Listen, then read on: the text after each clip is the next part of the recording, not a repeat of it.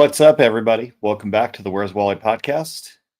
Uh, Today is going to be a little bit shorter video. I'm going to go over a few things. I got some feedbacks. People are concerned with a few things that they wanted me to address. So we're going to talk about some previous incidents involving the Iranians, not just against Americans, but some against Americans, but also, let's say, North and South America and hey, Joey, their ability to project.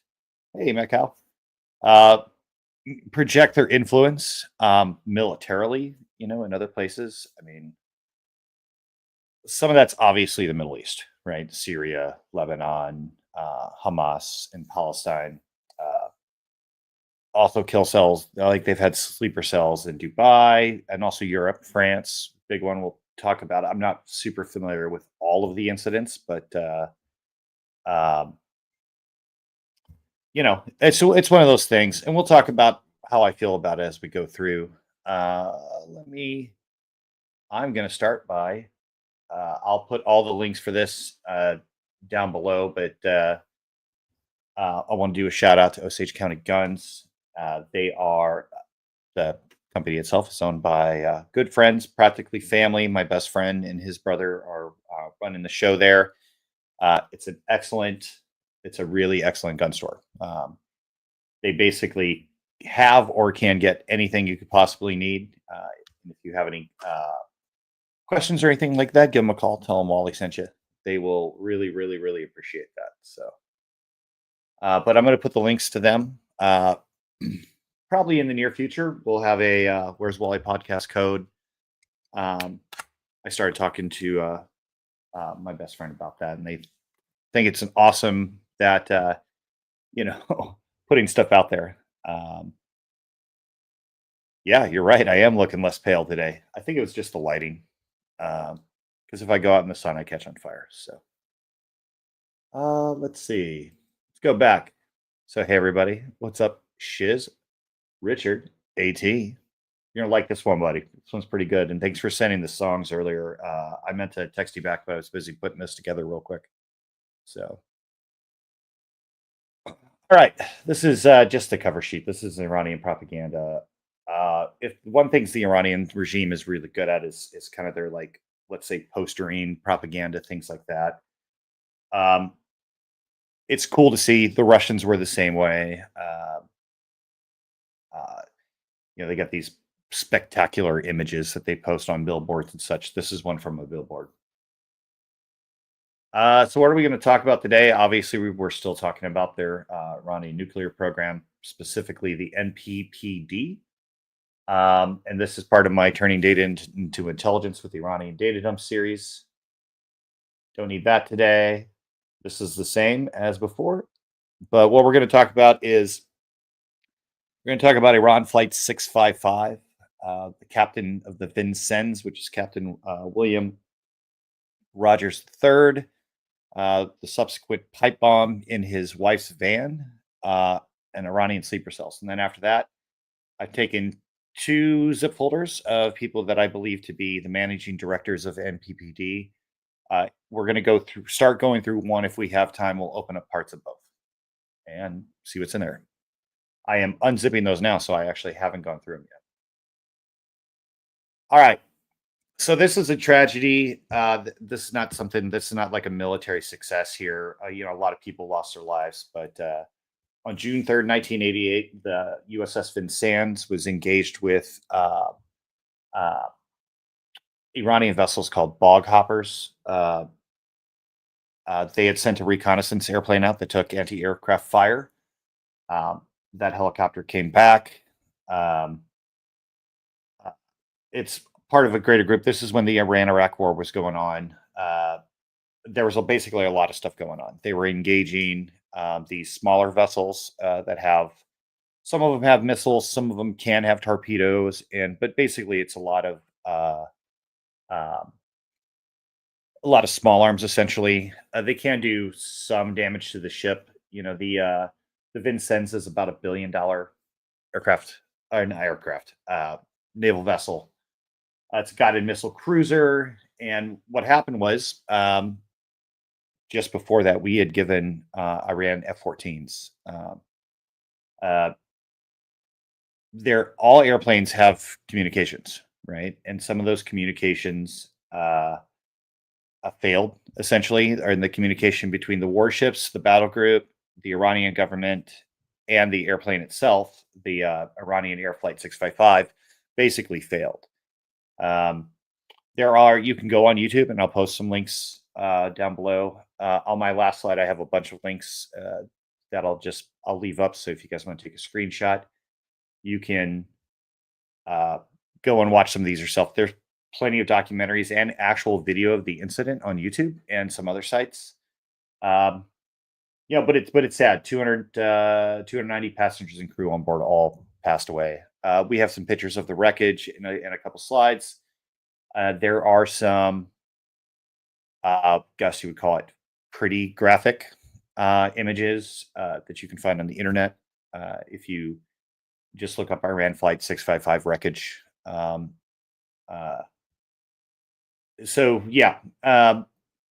That incident caused a lot of trouble, right? Okay, there we go. Okay. Incident caused a lot of trouble. I mean, nobody wants to shoot down a civilian airliner, right? It happens. It's happened in multiple theaters of combat. This Iranian flight, it's happened in Ukraine. It happened a lot in World War II. And also, I believe there's a couple incidents in the Vietnam era. But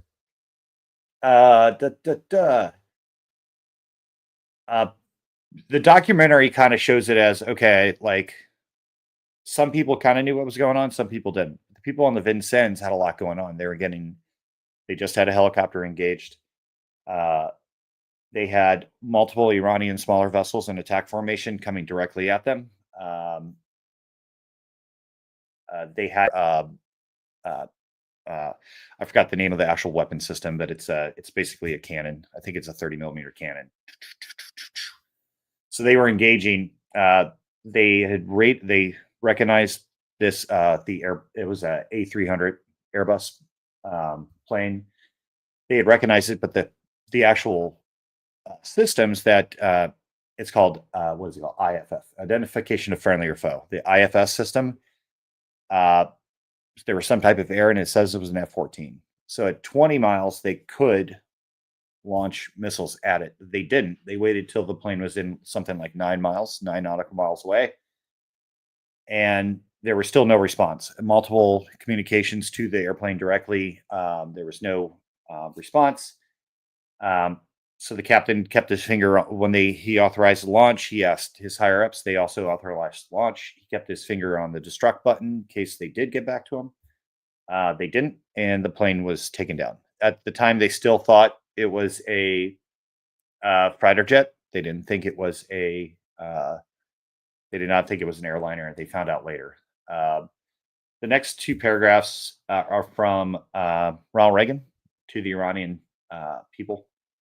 And that states, I am saddened to report that it appears that improper defensive action by the USS Vincennes this morning in the Persian Gulf, an Iranian airliner was shot down over the Strait of Hormuz. This is a terrible human tragedy. Our sympathies and condolences go to the passengers, crew, and families. The Defense Department will conduct a full investigation. We deeply regret any loss of life. The course of the Iranian civilian airliner was such that it was directly headed for the USS Vincennes, which was at the time engaged with 5 Iranian Baghammer boats that had attacked our forces. When the aircraft failed to heed repeated warnings, the Vincennes followed standing orders and widely publicized procedures, firing to protect itself against a possible attack. The U.S. interest in the Persian Gulf is peace. This tragedy reinforces the need to achieve that goal with all possible speed. We ended up paying, $68.1 million for the airplane and restitution to the families. These are some pictures of the aftermath and some of the there's still propaganda out there from the actual incident. They use it as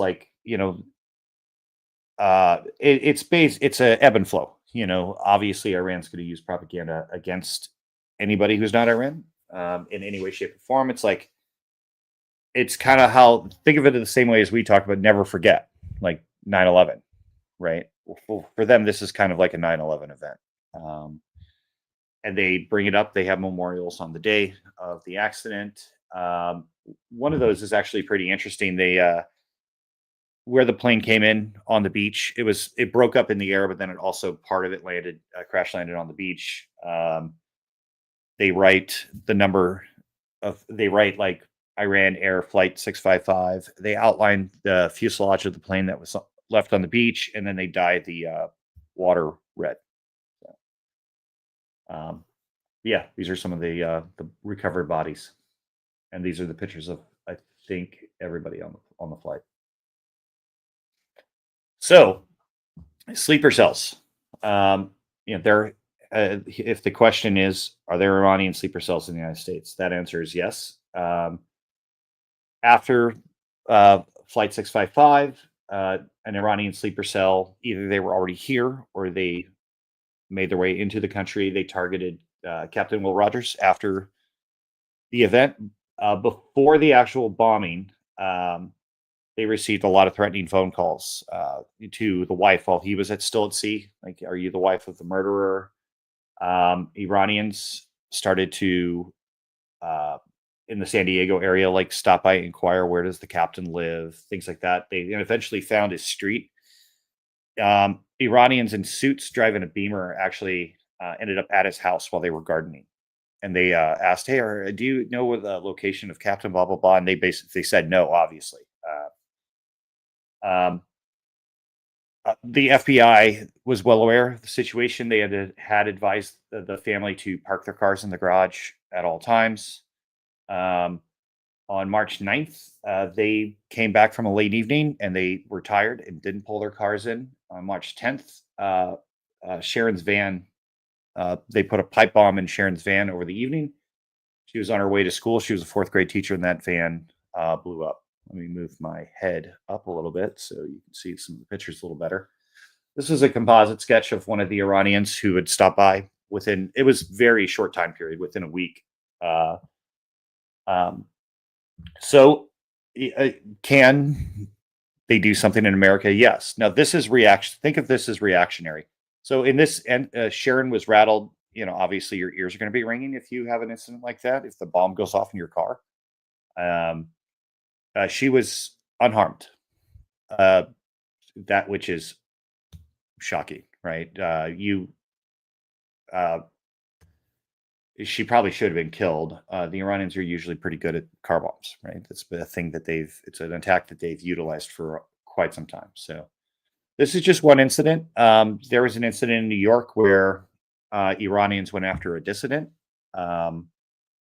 I couldn't find the news article. I read it when it came out. This is probably at least 2 years ago. I tried to find that and I couldn't find it anywhere. I didn't have a lot of time to search, but it's out there. So there's been some incidents with the Iranians, the Iranian regime people. Hey, no problem, Rich. We'll talk later. Iranians have attacked dissidents. That's one of their things. That's one of their main targets, worldwide, whether it's from a cyber capacity or, direct violence, threats, things like that.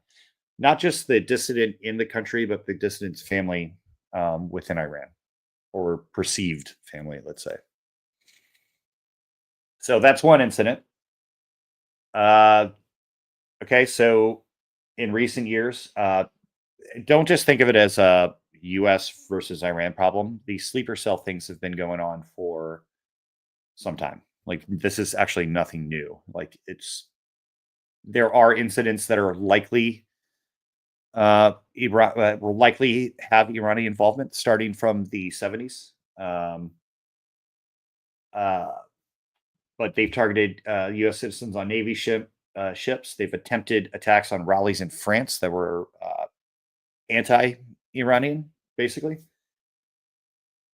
They have a long history of carrying out terrorist attacks worldwide, right? Dissidents, Jews, Israelis, Americans, in both hemispheres. Argentina, if you guys remember the 1994 attack, it was a pretty big deal. They attacked Jewish Cultural Center in Buenos Aires. I can't say much about this one because I actually worked this. I worked in my previous job, I worked some projects of pertaining to the people involved in these attacks. But more recently, and when you think in Iran too, you can't just think Iranian IRGC Quds Force, right? You have to consider that those Iran fights by proxy, meaning Hezbollah. Quite regularly, they use Hezbollah for attacks like this, but they also use a pretty big variety of militias, dissident organizations. In Iraq, they used um, a variety of Shia militias that they would arm and give them, targets and things like that. Some, I guess you could say, moderate intelligence support. But something more recently, 2017, U.S. law enforcement arrested 2 Hezbollah operatives that were working under Iranian orders. It's in one of the investigative reports, which is public. One of them was Samir Debek and Ali Mohammed Karani. They were indicted in May 2017 for casing targets for possible future terror attacks. Right. In more layman's terms, they were conducting reconnaissance. Right. And then certainly they had communications back, which, certainly that was looked into during the investigation. In February 2021, a Belgian court convicted Asadullah Assadi, an Iranian diplomat out of Vienna. He was orchestrating a bombing of a convention for the National Council of Resistance of Iran, a political wing of MEK near Paris. So it's not that they're just like messing around and not doing anything. They're actually planning stuff. How it's implemented can always be different. And I think to some extent it has to do with the severity of, let's say, the retaliation, but then also opportunity. Right, is what is going. They tend to look at things holistically. So like, hey, we have this going on, so we can't do anything here because this person's an ally of this person, and this goal is higher than this goal. They're always happy to take out people they see as the infidel.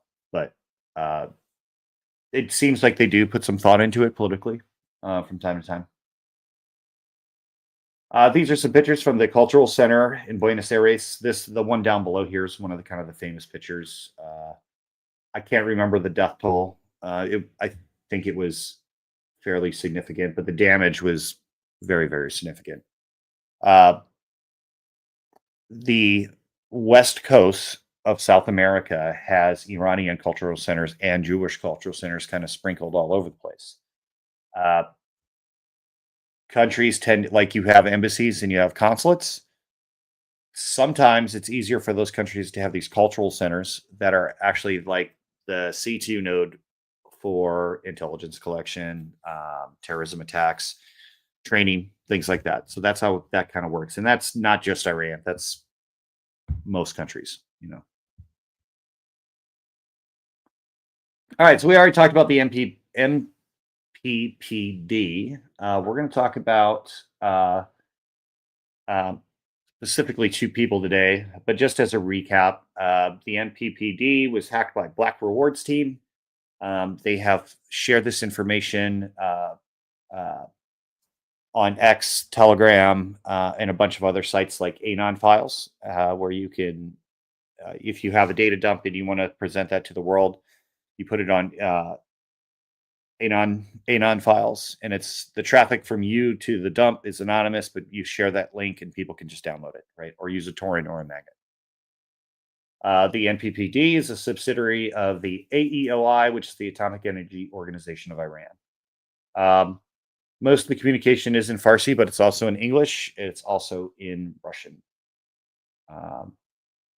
And they are responsible for the development and implementation of Iran's nuclear power program, which nuclear power is also nuclear enrichment. And today we're going to focus on 2 people specifically. One of the managing directors, which is Hussein Derek Shadeh, and also Mohammed Amidian. And I'm going to move to another screen, but here's some links if you guys want to kind of look in some of the archives. But like I said, look up that flight, look up the captain. There's documentaries that have been made about it. There's actual video from the 80s. Um, there's actual video from the 80s uh, from the command deck, and it shows just kind of how chaotic the situation was. Not that that's an excuse. It is a tragedy. Keep that in mind. Okay, so let me pull up this other folder. I need to start. Oh, it's already open.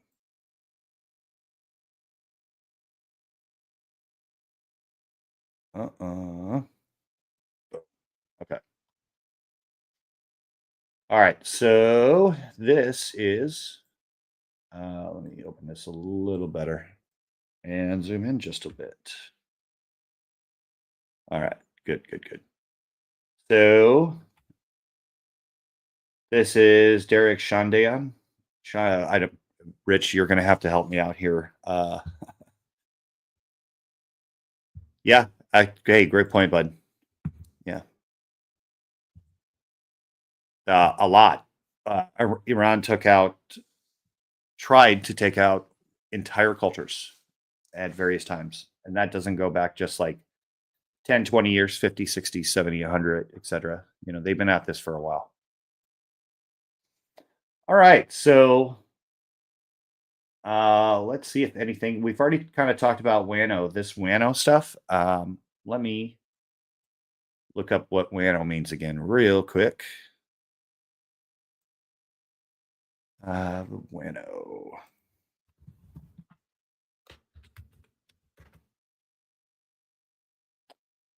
Okay, it's the World Association of Nuclear Operations. So these files are interesting, but a lot of them are corporate, right?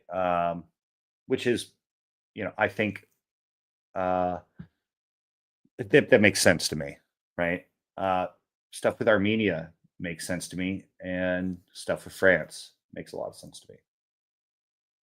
Let's go to his. Let's go to notes. Let's go by size. We'll just open a few of each. We'll use just Google Translate for now. Although, as I mentioned before, like in our triage, we are really looking to see what's important in the triage, and then we're going to focus on that. Obviously, stuff from the leadership is going to be important, but then what's in it that is also important. Okay.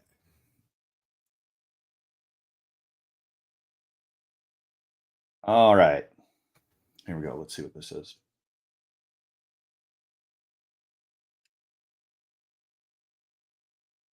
All right. This is titled Homeland Means. Oh, okay. So this is kind of a poem. It's like, what does patriotism mean to me? Basically. Yeah. It's I don't know. It's just happy stuff. Happy stuff for him. Looks like this is probably going to be something similar. Let's see. Yep. This is the same thing. The top row is talking about love for the homeland. The right side's talking about uh, touching the soil of my homeland, uh, gaze at my fellow countrymen, things like that. I'm going to go to a different folder. I bet most of these are these. Yep. Mm-hmm. Yep. This is talking about Allah. Most of these are going to be, I bet, the same. Let's see about this one. This is a indicator though, like where does the person sit? Where does the person's ideology lie? Right? Emails like this would be a pretty significant indicator of that.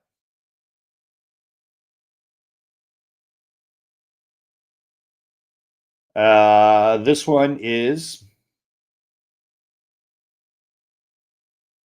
within the district. They are within the area that he's talking about here, which is Nauruz.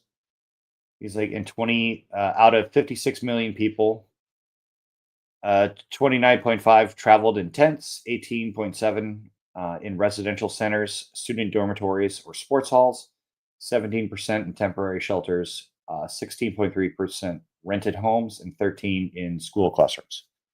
So it's kind of, I guess, the distribution of where people lived. I don't know why. We'll figure that out. We will definitely figure that out though. Let's go to let's go. I don't know what I don't know what BNPP stands for. Let's see if this is in English though. It's in English. How about that? Okay. So this is from uh yeah, this is from the director to yep. This is an email from Nadir Hajized. He runs the NPPD international section.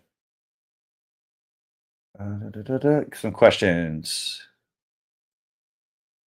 Okay, so that's actually the address and telephone number for the NPPD in Iran. Will you meet who is the managing director in Bushehr? It's necessary that you be picked up by our driver at the airport. Taken to Madeira to fly to Bashir. Only domestic tickets have been purchased by us, which will be handed over to you by your driver. So basically, they're giving this person's was invited to come visit, and they are sending instructions about what the process is. So if you're a foreigner I, I don't know that every country, but if you're a foreigner coming into Iran, you are escorted your entire time in the country. Um, and they're essentially going over this like, we got your domestic tickets, your driver will have those tickets for you, your invitation letter is sent to the embassy in France, blah blah blah, to obtain your visa, etc. So pretty corporate, right? This one says urgent, which means it's probably pretty urgent. This has to do with the schedule. Is it the same people? It is. It is. So this is basically a broader email covering. We have changed our flight from Moscow to Tehran, arriving in Tehran Khomeini Airport on the 22nd. Flight SU-515 from Sheremetyevo. And let's check out the attachments. I love attachments. All right. All right. So we got assistant team leader and team leader. You can obviously assume that the two of these people are entering the country, entering Iran on this trip. Will this move? Oh, yeah, there we go. Okay. So upon arriving, introductions to the plant by the managers, presentation by the management team and counterparts, plant tour, then lunch, interview plant manager, interview operations manager, and then they're done at 4. The next day, interview an operations manager, maintenance manager, interview operations shift manager, engineering manager, training manager, lunch, WANO team meeting, wrap up sessions with HIR and director. And that's it. That's that's the uh, that's the entire scope of it. BNPP-1.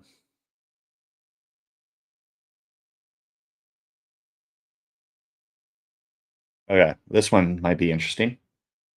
This is why I asked uh, if anybody knows nuclear physics. 2 metal items were detected while investigating the RPV. Let's see what RPV is. Let's ask ChatGPT.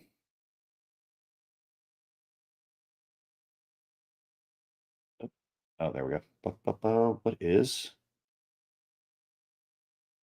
What is RPV in the context of nuclear energy?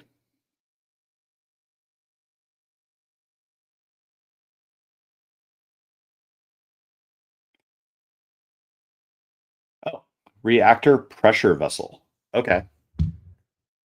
All right. So 2 metal items were detected while investigating the reactor pressure vessel. The item, due to their size, cannot pass through the core barrel and found at the bottom of the RPV. The items belong to impeller systems of RCP. So they found an issue, and they're addressing that issue in these emails. Due to the modifying the impeller system, it is believed that such case shall not be repeated. Your system is working properly. Okay. So they were able to detect that they were there, which is an indicator that some of their protection systems are working great, which is that's good. Nobody in the world wants a nuclear disaster. You know, dear Boris, overloading the fuel was due to okay, loose part monitoring system.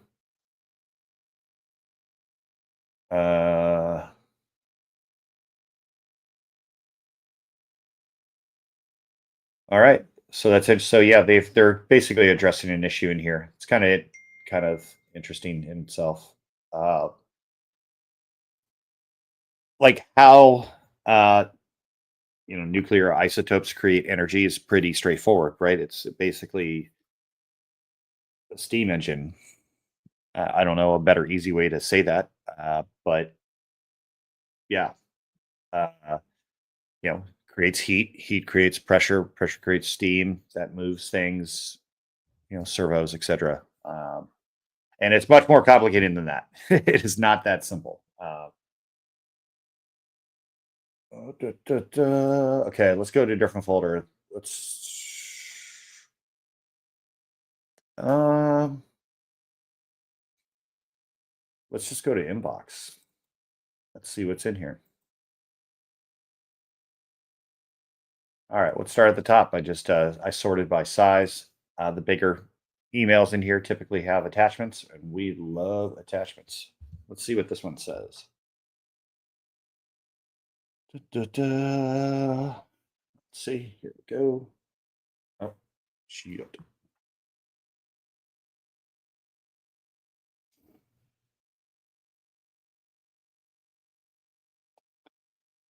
All right, it's an email to him. He's wishing you health and happiness to him and his family for the new year. All right, let's check the attachment, see what that is. All right. So this is one of the power plants that was bombed. That's the centrifuge. These are the cores. That's the outside of the building, obviously. Let's see what all this says. Fuel management in BNPP1.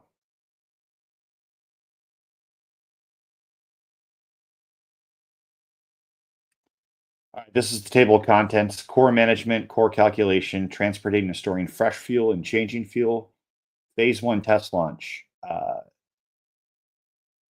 I'll have to have somebody else read this. It didn't cut the foot of the heart. I'll have to have somebody translate that. Temporary storage and monitoring in the spent fuel pool. The foot was burned into a single piece. Yeah, I did there's some mistranslation here because it's super technical, I'd imagine. But let's see. Probably a lot of people would really like to see stuff like this, right? This is okay. The top is operational structure. That the blue area is fuel management and nuclear safety. The 3 in kind of the pinkish color are reactor heat monitoring group, fuel control and safeguards group, and then nuclear safety analysis group. And then under that, you have like a nuclear fuel expert. Their name. This is actually pretty good. Okay, so yeah, they have basically the department. So let's start here. I'm not going to read them all, but the head of reactor heart monitoring, basically, and then that's a heart monitoring group, and that is Hassan Raza Izadi. And like over here, this guy's a nuclear fuel expert, Mazahar. And this is another nuclear fuel, Youssef. Yeah, so interesting. Now we know people in jobs. Uh, this one over here is fine. Let me see if enable and editing will fix this.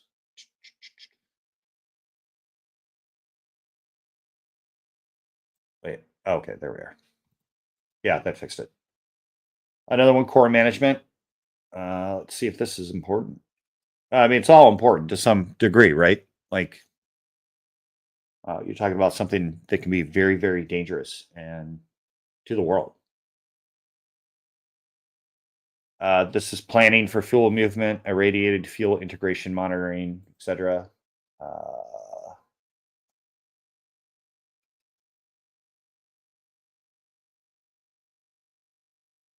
This is about fuel change operations and reactor core calculations to order new fuel. I don't know any of these acronyms. Uh, but here's what these are. Okay, so the top is basically saying, in order to operate the reactor core safely and reliably, the power plant fuel management must prepare the following documents in a timely manner. So the PFMR is the preliminary fuel management report. This is the fuel management report. This is the nuclear design report. This is the fuel switch safety assessment report. And album is today's neuron physics characteristics of the reactor core. That didn't turn out great, so we can't read that. We'll just move on. It's probably just a corruption in the file. This one is interesting to me. And shit, the text is messed up too.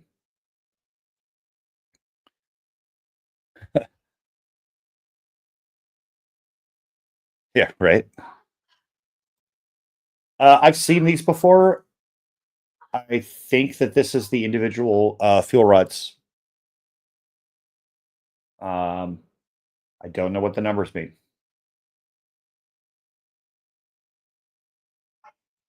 But obviously, if any of you know anybody who has an understanding of nuclear energy, I would love to chat with them. Let's see what this is.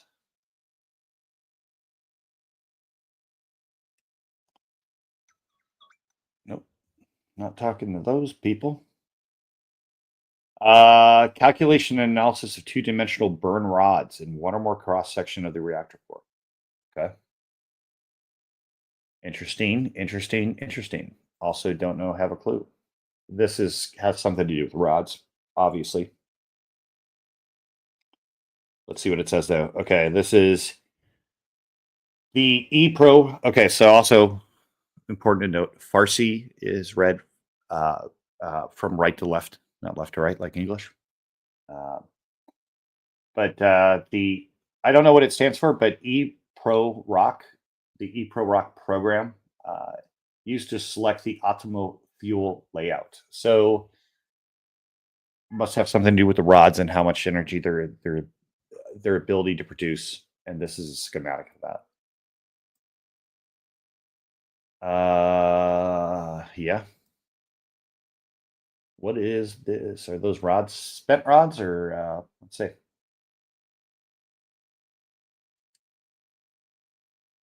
These are activities related to transportation and storage of fuel, from changing the fuel, etc. I don't know, obviously, what any of this is. It's correct over here, not correct here.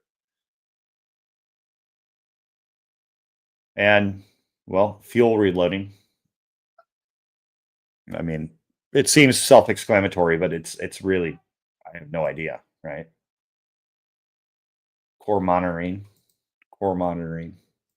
I think all of this is going to be related to core monitoring. I think obviously spent fuel management.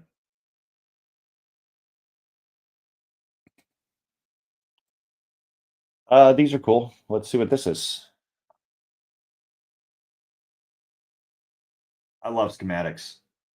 Oh, this is fuel tank leakage control. Let's go ahead and save his picture. Da, da, da.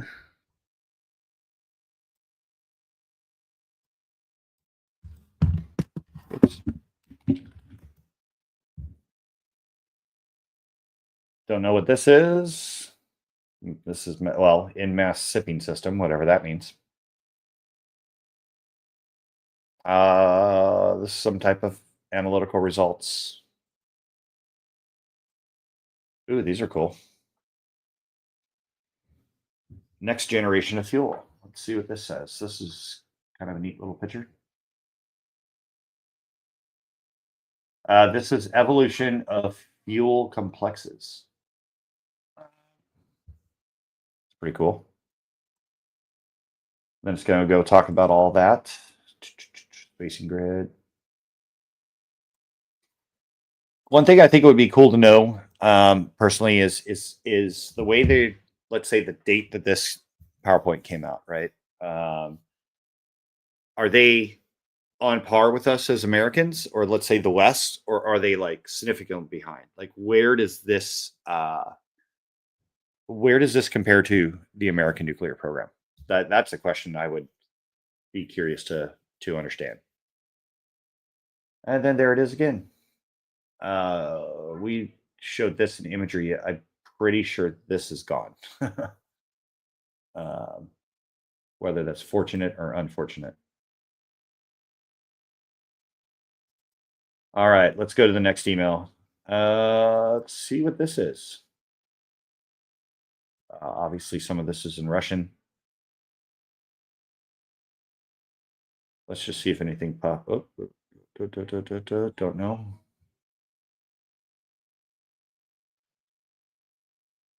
It's obviously has to do with the nuclear program.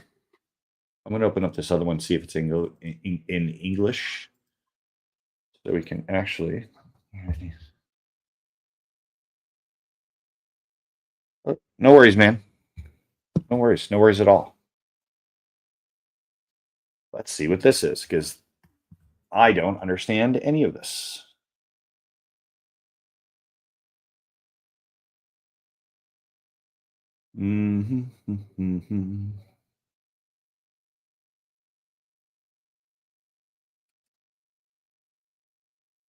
Adam Proma. This is the Information Analytical Journal of the Atomic Energy. So this is just like a publication, right? Obviously, it looks pretty professional. There's tons of nuclear power organizations worldwide. Let's see. Let me spare parts. Let's look at corporate nuclear leadership and security. Huh. Interesting.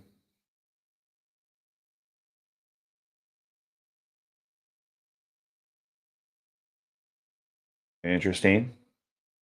Interesting that they added the 256. See? Yeah. I don't know why, but they did. That's another one of the 100,000 questions that all this stuff is going to create. Like, why'd they do that? But I'm just going through this. I'm going to open up the attachment. I'm just seeing if anything catches my eye real quick. So I essentially have no experience on the Russian side of energy, of nuclear related, atomic, anything, essentially zero. I speak no Russian. Not familiar with barely any other culture. I never worked them professionally. So, oops, that zoomed down to the bottom pretty quick. Let's see what this is.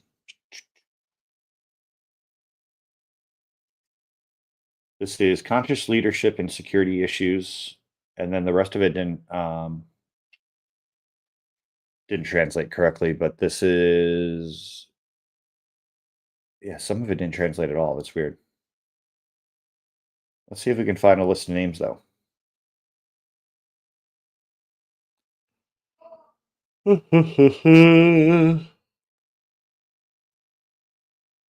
right. Meeting presentations. Well, let's see if any, here, let me zoom this in.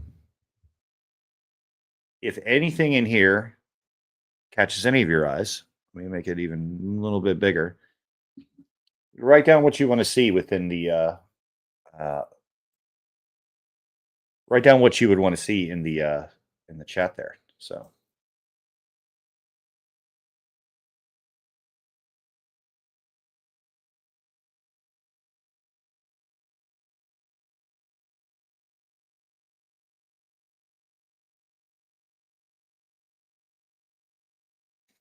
Mm-hmm.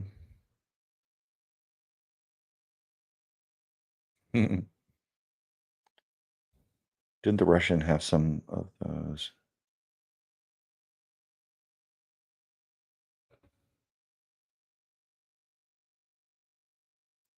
Yeah, Joey, I heard about that.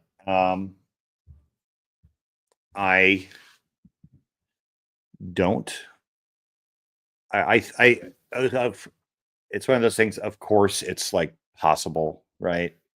In theory, uh, is it going to be practical on any level, right? And then, you know, even very small amounts of enriched uranium can create a huge ecological disaster, right? So I'm not sure that uh, having small scale reactors in a home is going to be smart, because then what happens if somebody blows up the home? You know, then it's a dirty mom. Unless there's significant advancements in the technology that prevents that somehow, right? That's just my thought right off the bat. Is it possible? Yeah. Would it be cool? Sure. I think we're too dangerous of a society all around, though.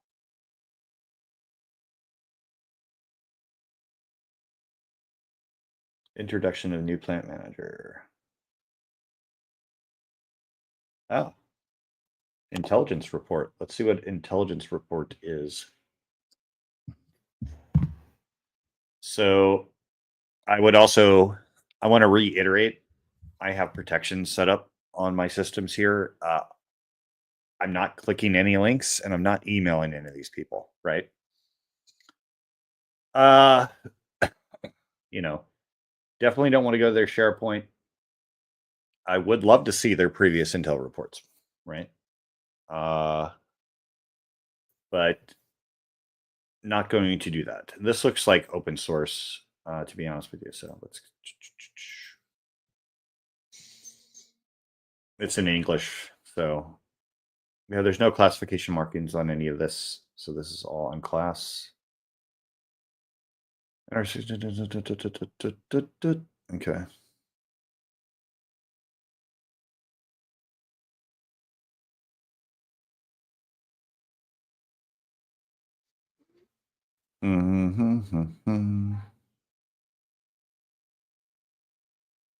Well, yeah. So this is just kind of, it's not really intelligence. This is kind of world news updates that are focused on nuclear programs. I'm going to do this new plant manager one real quick. Dear sir, attached to the file for your information and action, please confirm the receipt of the letter.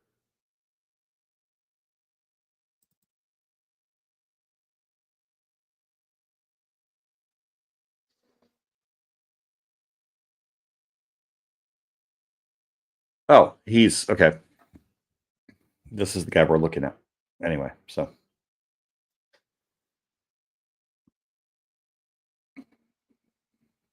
The Russian stuff kind of interests me. I think a lot of it's just corporate for now. One thing I do need to do, which I will be doing. So once all of this is, I'm going to move all the files into AWS. Oh, sorry. Let me scoot this over so you guys can see what I see. This is a little older. This is about 10 years old too. I'm going to be moving the majority of my data over to AWS unzipped, so that I can run Bedrock and Q against it. Once it indexes, which won't take long, and probably take just a few minutes to like go for the AI to go through it. Once the AI goes through it, I have previously built, yeah, I guess you could call it a command line structure to look in and what do I want to see? I want to see these keywords, and how do I want that information separated? It makes this a lot easier. Like right now, I'm doing this is, let's just say I'm interested in this. That's why I'm doing it, right? simply because I like going through data dumps, right? I like seeing what's going on inside the organizations. Do enable editing. Let's see what's going on here. But no, I don't care about that right now. That being said, what I want to be able to do is find keywords. Keywords like reactor, enrichment. I want to put the names and addresses, phone numbers of all known key players in the Iranian nuclear program, let's say. I also want to look at within the entire dump, let's say all the hundreds of thousands of emails. Is there any mention of warhead, missile? Is there what is? I want to see if there's mention of any of that. This is all in Russian, and I don't speak Russian. That one actually. Where did that expert from South Ukraine? NPP peer review. Let's see this one. Oh, shit. Let's see what it says.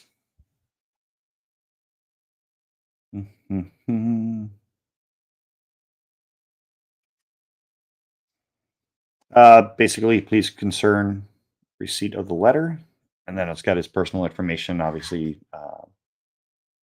email, fax, telephone. Let's go into this. These are pictures, and they're in English. Okay. This one, let me zoom in. So let me see what. Sorry, I got my screen covered over here, but so apparently the Amish are growing wheat this year. Okay, cool. Let me zoom this in for you guys. Okay, it won't zoom in.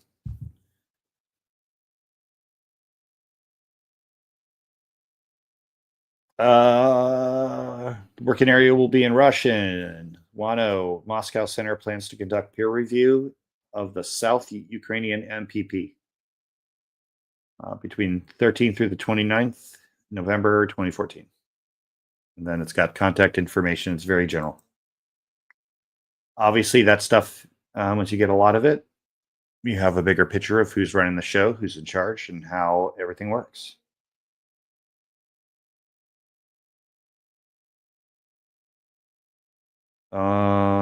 Chief Nuclear Officer update. March 2020. Let's see. Oh, this is just a from an organization. So that's stuff that's probably public anyway. And see what this says real quick. Hello, please see the attached file. Sincerely, Hossein Marty. I will see the file, buddy. I will. All right, let's see what this is.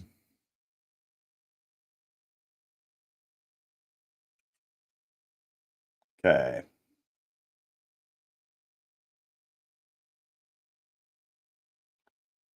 Following an in-person negotiation dated 11/19/2015 regarding the working group on control, instrumentation, and communications, the new units of Bashir nuclear power plant. So I think that's what when they do BNPP, I'm guessing BNPP is going to stand for Bashir nuclear power plant. The ICCWG takes note of the following.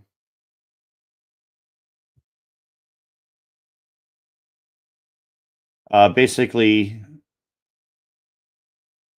they want people to take legal and technical responsibility of state-owned specialized companies for the production of nuclear energy.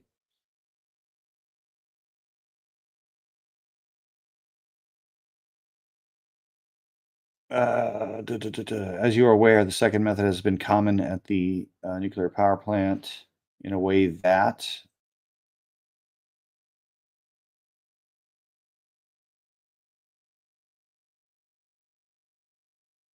okay, so basically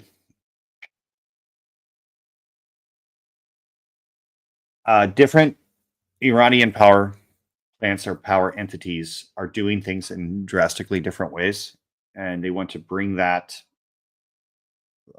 like, what's the word? Uh, they want to basically standardize tradecraft, is kind of what it seems. And they brought up Russia in here, how Russia's doing it with contractors, like to have everybody on the same page. Probably smart. I don't know what that is.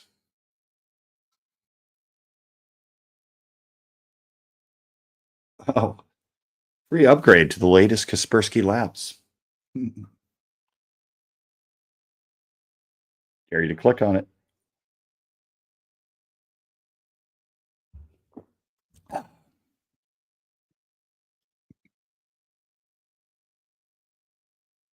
Review of nuclear oversight.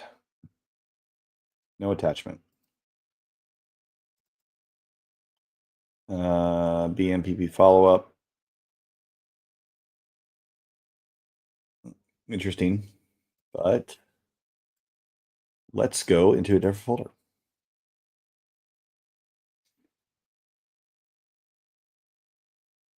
Ba, ba, ba.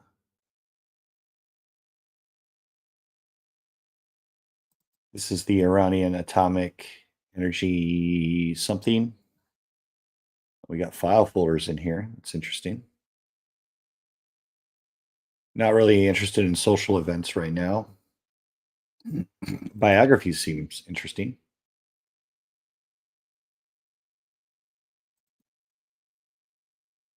Is it going to show it? There we go. Okay. So these are great. There's Intel value here.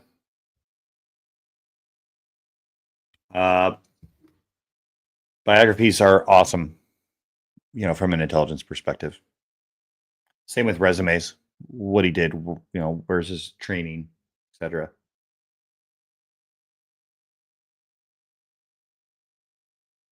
Oh, Canadian. Hey, dude. That guy really looks Canadian too, don't he? Yeah. Yeah, I do. But I'm still not going to click on the links.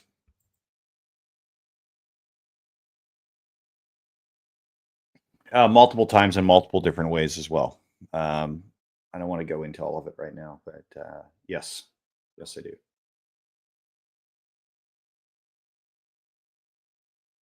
And oh, there's this big file. Okay, let's keep going. Short bio. Yep, the rest are incomplete. Looks like, oh, except for that one. Slovakian, South African.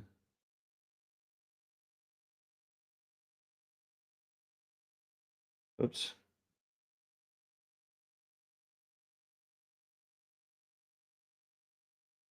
So, you know, if there was ever like an investigation into this, you know, these people would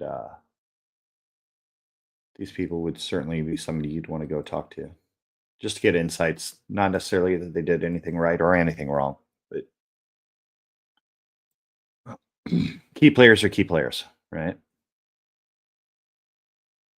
I want to open this. Presentations. Cool. Interesting. Let's open this one up. All right. This is cool. All right. National Nuclear Energy Generation Company.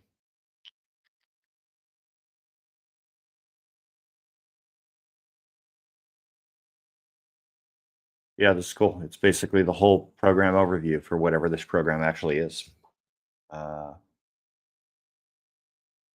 Nuclear, Ukrainian nuclear power plant units life extension. So,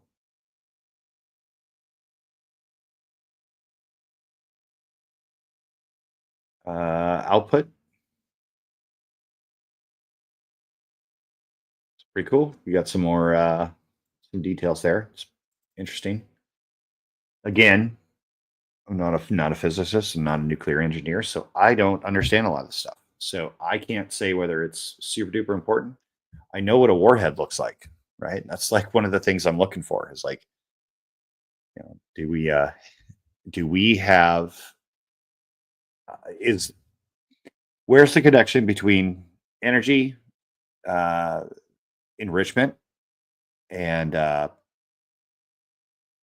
and weaponization, right? Because it's always assumed that that's the case with Iran, right? So the proof would be somewhere. Maybe not this folder, maybe not this guy. Somewhere in here, somebody's asking, somebody's talking about it.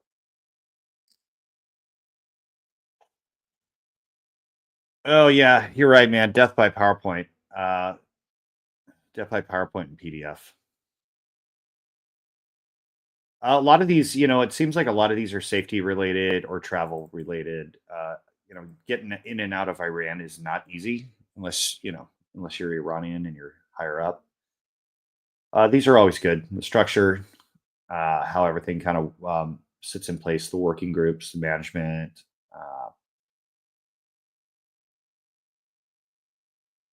Yeah, this is somewhere utility person.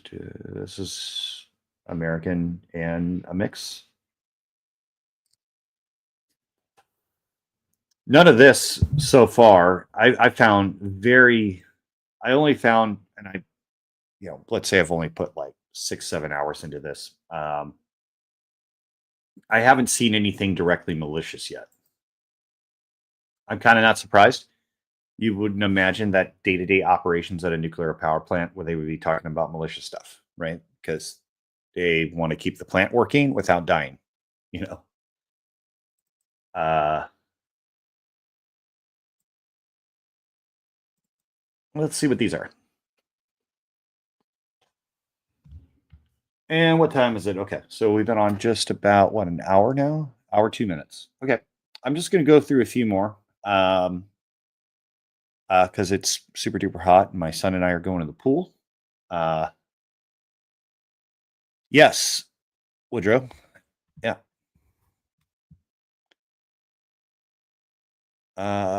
Yeah. So I will I will use metadata for a few things. Um, yeah, I will definitely use metadata for a few things. Like I want to see sender receiver information, right? So here's how I'll just talk about that real quick. I haven't shown autopsy. I promise to, and I will. With these, autopsy is a forensic toolkit. It's open source. Let me actually post the link for it. Give me 1 second. Oh, sunscreen, long sleeves, big hat. Misty, I was in the Marine Corps.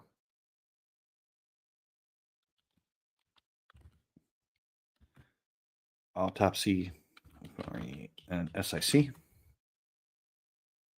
Here we go. Autopsy, digital forensics. And here's the link. I'm posting this in the chat. I mean, hey, you can simplify things.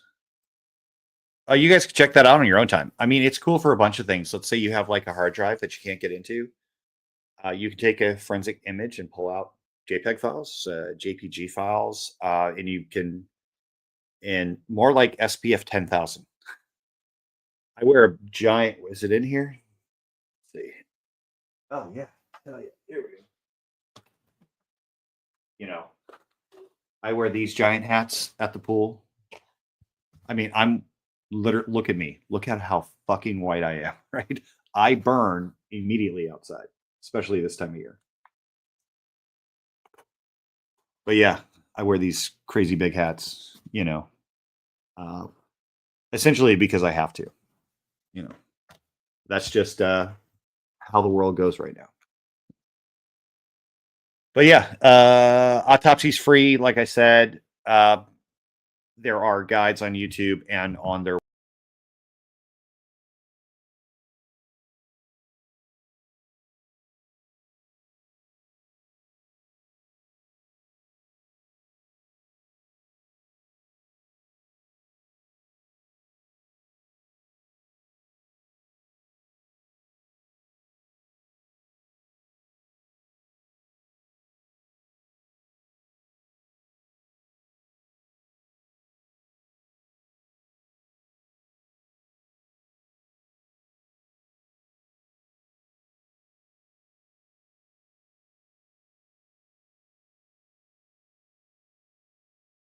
shit, I'm back. There we are. All right, sorry about that, but hey, cool.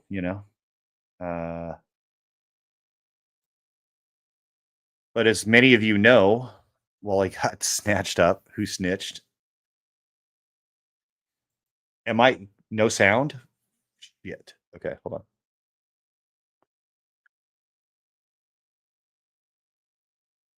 I swear, no satellite was involved. Yeah, settings, audio,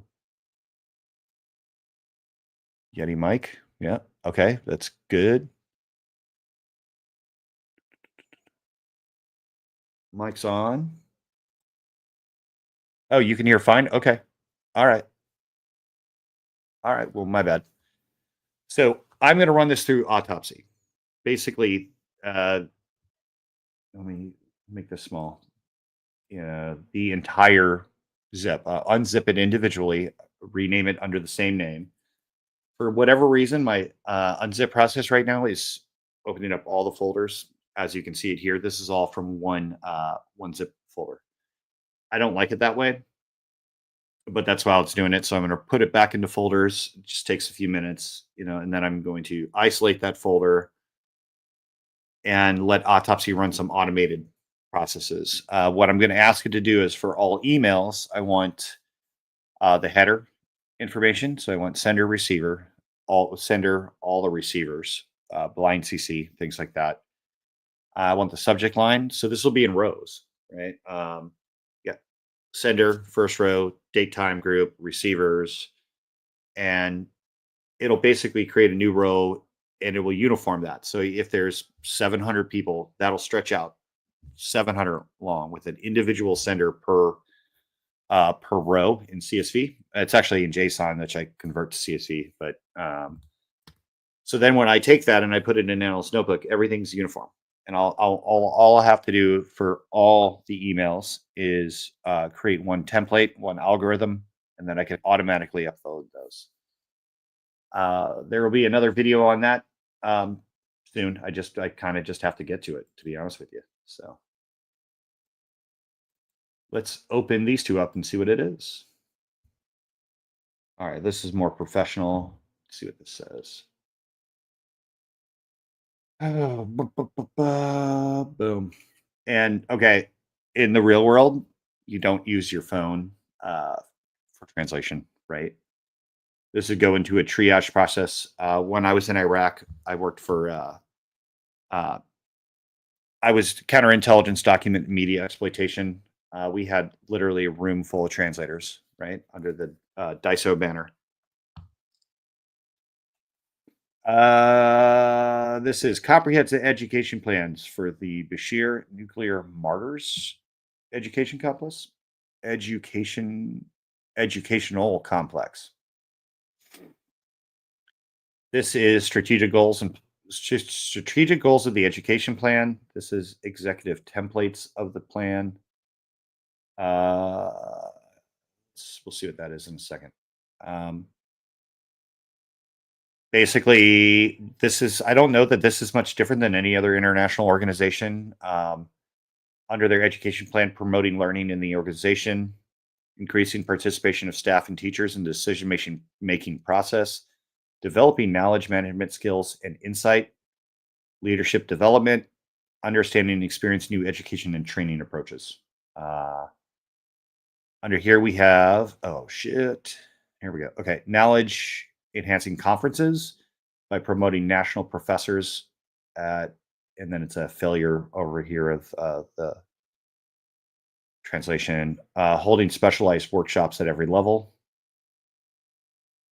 I think this is a mistranslation to an extent, but holding intimate and friendly meetings between families and counselors and class management. Providing audio and video files to families in cyberspace.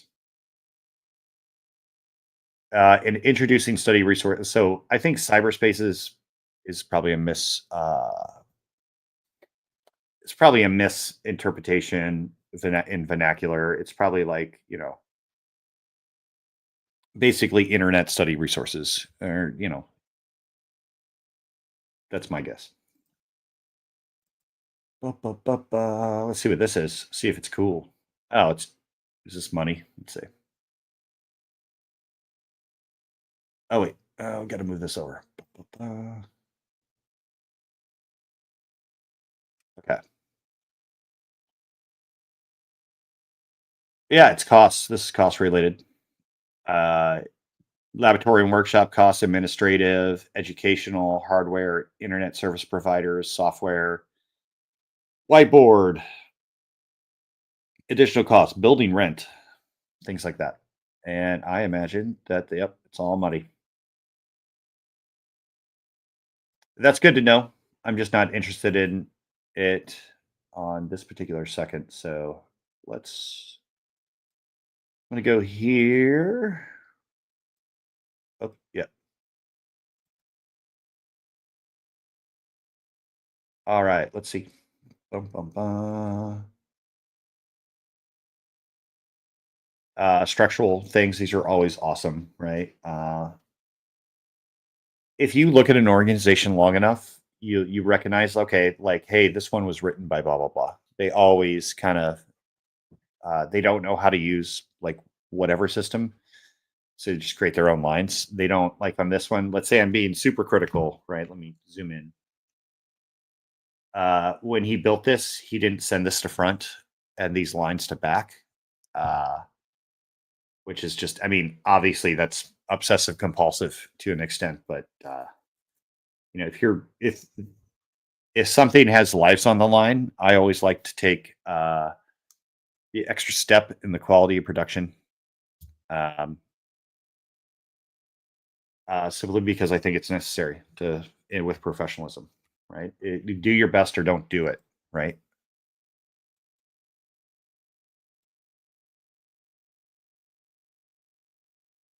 This is really old. It's in English, but it's some type of presentation on first gen, second gen, third gen energy production.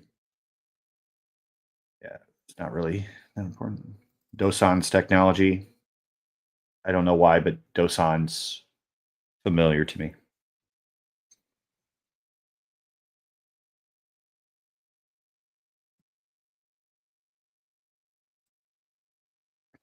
It'll be nice to anybody here in the, obviously, I'm not going to dime out my friends and associates who are Iranian American or Iranian and speak Farsi because don't want them to be targeted on any level. Um, but yeah, like uh, if you guys know some people who speak Farsi or Russian, I would definitely love to talk to them. And obviously, I'll throw it out there again. Anybody current, or let's say they just have a degree in atomic energy and they're not working in the field because, well, I'm also not going to time out this person. Uh, there are a bunch of really important rules that are in place for really good reasons that prevent people with some degrees and some experiences from basically essentially helping me or anyone, right? Uh, because of the sensitive nature of some of this stuff. But if there is anybody who just understands nuclear stuff, that would be awesome to talk to. So I mean, gosh, feel free to throw my email out there if you know anybody. And because there's some people I just love to maybe at the simplest form uh, uh, add them to like a share drive of some sorts. So yeah,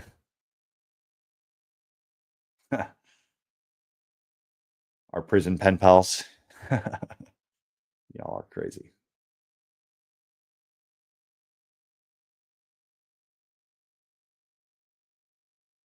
Yep. This is all interesting and all. Wait, what does that say?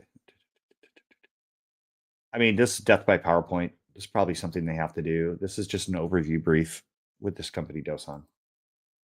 Let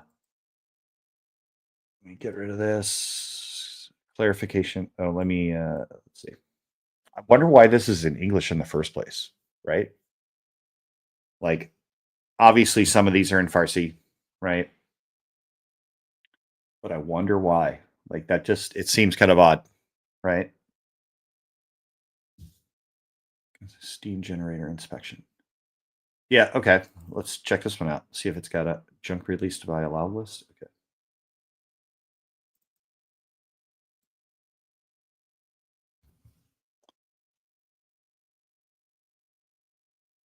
Steam generator. So, the steam power, from from the 19th century, it works, right? It's, you know, add heat, boil water, get steam, move train, right? Um, it's obviously, somebody, if you wanted me to say the nuclear energy is easy and then clip it, cool, whatever. It's obviously not, but it's essentially nuclear energy is like steam power, right? Uh, which is very, very interesting how that all works, but it's pretty cool at the end of the day. Pretty awesome. Yeah, these are just documents. That's interesting. That's cool. I imagine too. I haven't looked into this company and never heard of him until just now, right? I imagine, and I could be wrong, that a lot of the, let's say, the equipment behind this is either custom made on site, or the companies that support them, it's super duper specialized. Like maybe they only have 1 to 3 clients at the most, right? And they have to kind of tailor make these types of devices to solve a certain goal, you know. And wait, I just saw to prevent introduction of foreign objects in the primary collector. Yeah, it seems like not just today, but when I was looking at this off live, uh, there's a bunch of emails from a bunch of different people about these two metallic objects that ended up in the tank. Now I can't say whether that's a huge issue or not. I don't know. Seems like it's a pretty big issue though, right? Um, but their systems were able to catch that. Uh, yeah, this is wild stuff.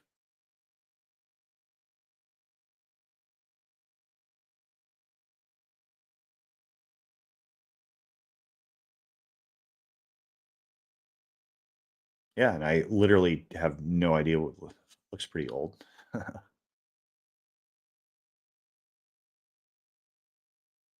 That's all in Ruski.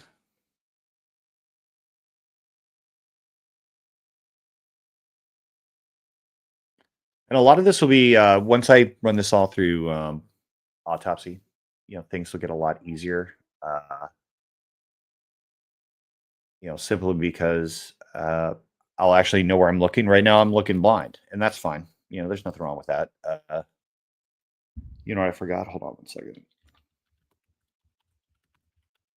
I forgot to put Osage County Guns website in the chat, which I'll do real quick.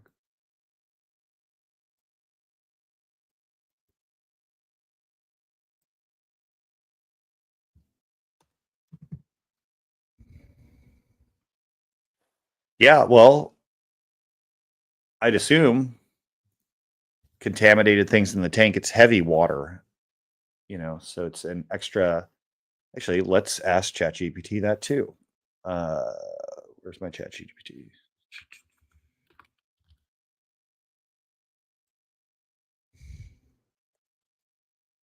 Log in. Why am I not already logged in?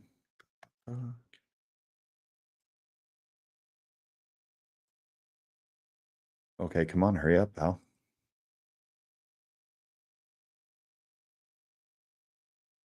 All right, boom.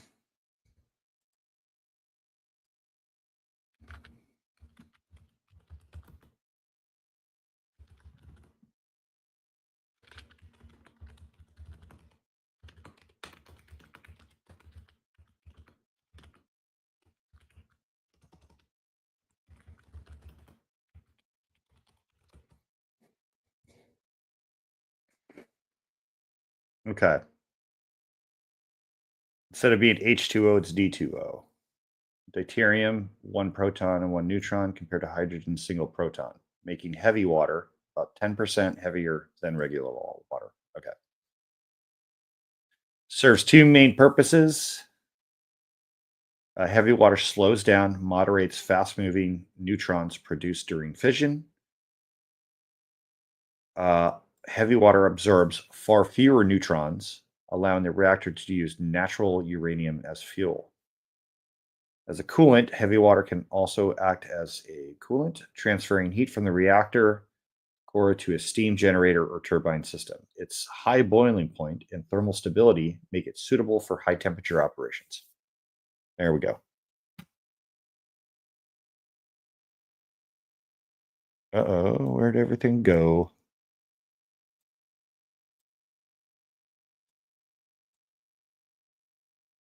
All right, sorry. I lost me on the screen. Okay, so that's what heavy water is. Or yeah, heavy water. Okay, let's just go through like two more and then I'm going to get off for the day. Like I said, I got some stuff to do. There is a recovery for contaminants when new cranes. Interesting. I imagine those have to be very, very well maintained.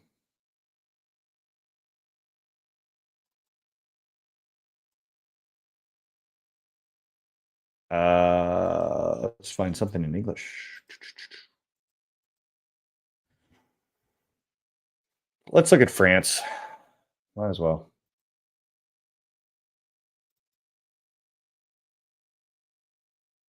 PDF operation.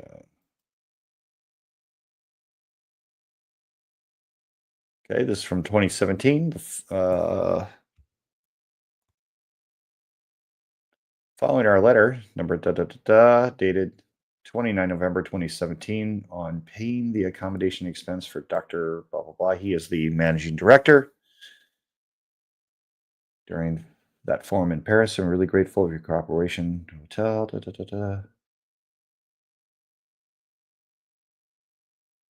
Okay. Ah, pretty simple stuff.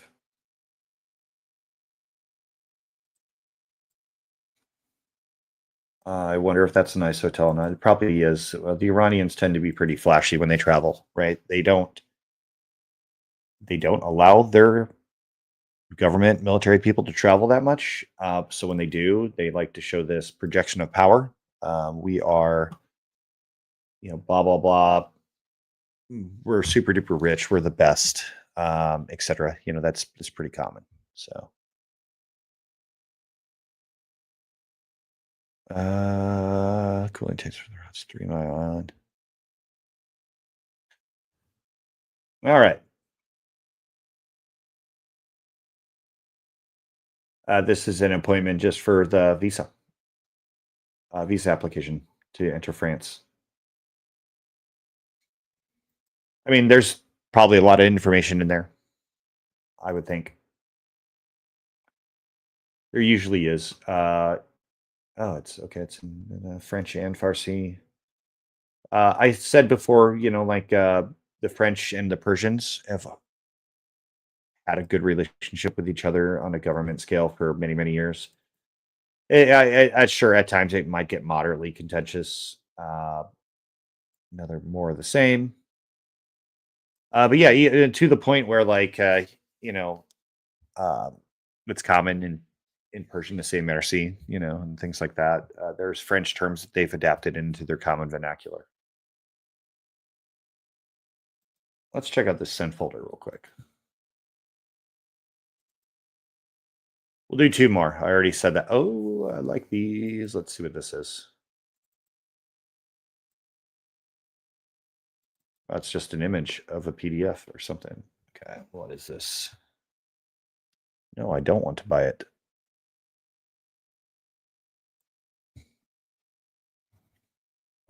Okay. All right, so this is Nuclear Power Plant Repair and Support Company TEPNA, Managing Director's Office. This is the report. How do you take over the affairs of Russian contractor in the field of mechanical thermal equipment repairs? And this is old. This is from 1998. But it's also said it's a revision. So let's go down to see something cool. Oh, it's all in English. Okay. Cooling pump, cooling pod.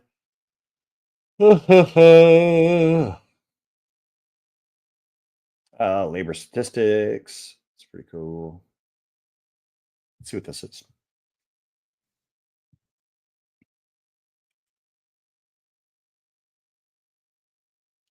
All right, so this is how they're separating these things into groups, where you have like reactor maintenance and repair group, technical services of repair fuel changing machines, adjustment systems and turbines, main pumps, safety, cooling circulation, technological systems, rapid steam flow reducing, safety valve main equipment, impulse systems, and so on. So interesting. Also, don't understand a bunch of it. There's probably more files in there I can't see because of the way I opened it.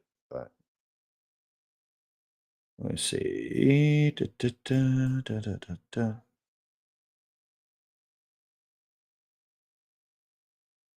All right. Lists are always good. That's one word I always like to search for when I'm doing this type of stuff. Lists, participants.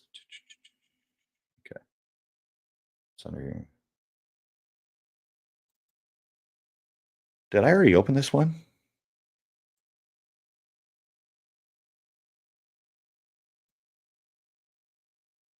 Let's make that a little bigger. Oops. Okay. So meeting minutes. So for stuff like this, knowing who the attendees were, that's always good intel, right? Uh,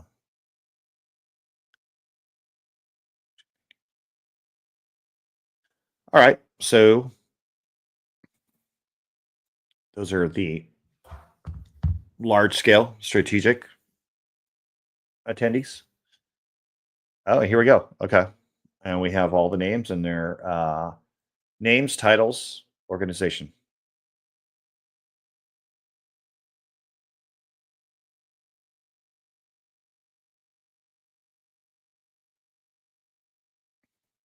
Yep. And what I'll probably do is, let's say I take this folder.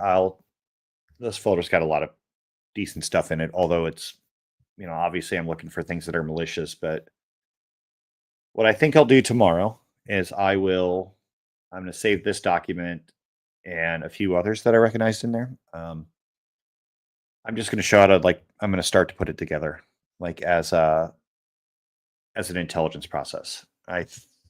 Think that'd be pretty cool.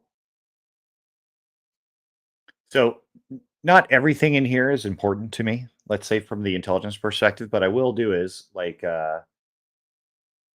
so we know it's the meeting, uh, whatever let's just say it's this. So I'll have that as its own icon. Boom. Then I'll have the attendees from their organization, right? I will take this document and I will implant it as an attachment into the meeting, right? So then it's always available to anybody who would look at this down the way. That's kind of a good practice. So this isn't the one difference between this type of stuff and let's say standard uh, from standard message traffic. So messages and things collected by the intelligence community that go out. This is unserialized essentially. So this is raw data.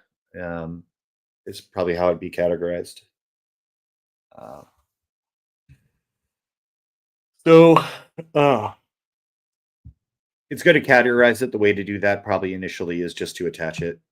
Um, and okay, here we go. Cool. So I could probably pull those if they're not just pictures, but here they seem like pictures. There's probably a embedded file with those. I'm going to move that one over here because I can.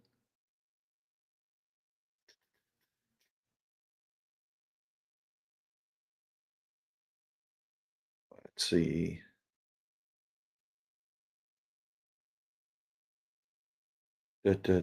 Situation in Ukraine.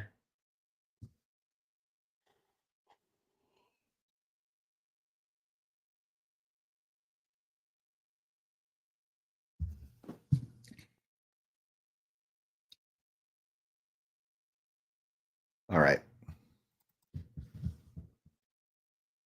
Current multimedia in nuclear physics, nuclear reactor physics.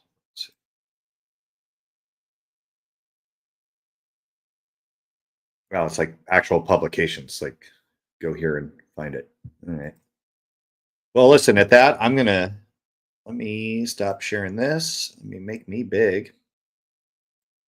Okay. Cool. All right. So today's a little shorter. Nothing wrong with that. I'm starting to go through this in my free time while I'm doing other things as well. Um, I don't know if I'm going to schedule a live for tomorrow. If I do, I'll just show some of the Intel process that I'm going to take with some of these emails specifically, and kind of show how much stuff that you can actually pull out of it. Do you work with anybody that looks at these from a psychological view? No, not at this phase. That would be in a separate phase. In my previous talks, you can see I've had some slides on PAA, placement, access, and accessibility. After that process would be when you have somebody looking at things like from a societal, sociological, and psychological view. If the person's, oh, hold on, I did just see something. Holy shit. Give me a sec. Let me open this off screen and see if it's something crazy or not. But it's titled Nuclear Computer Codes. There's no attachments, but